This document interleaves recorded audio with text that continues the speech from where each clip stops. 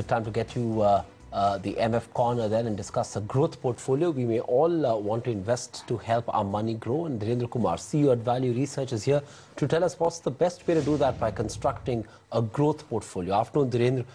What would make up an ideal growth portfolio, and what should be the rationale behind it?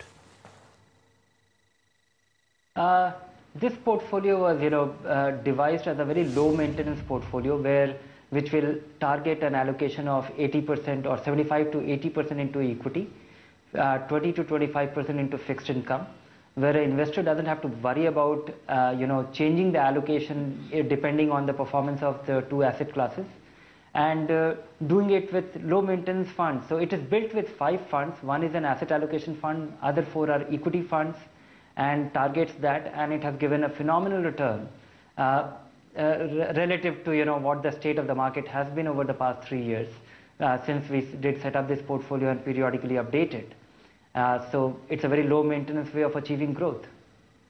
So Dhirendra, which investors would it be best suited for, and what should be their time horizon? You must think of a couple of years, at least 5 years or more.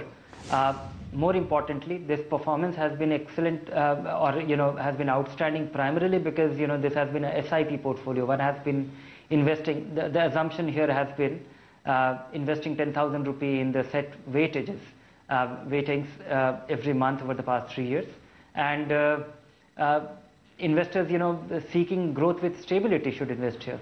If you are looking for a great return in a brief period of time, opportunistic investor, it may not be suited for them. Also, it is not a zero risk portfolio, but I think in this time frame it should not be disappointing at all.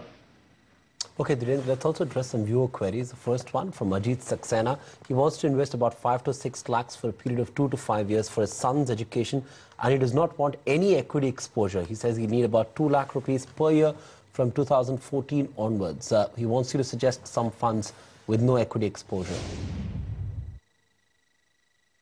He should certainly consider a short-term bond fund or a dynamic bond fund given his time frame, and those funds are the best way of achieving superior return relative to, and also on a tax efficient basis, because the tax treatment of bond fund is pretty straightforward. If you hold it for 1 year, which he will, or which he thinks he should, which is his need, then it will be taxed at rate of flat 10%.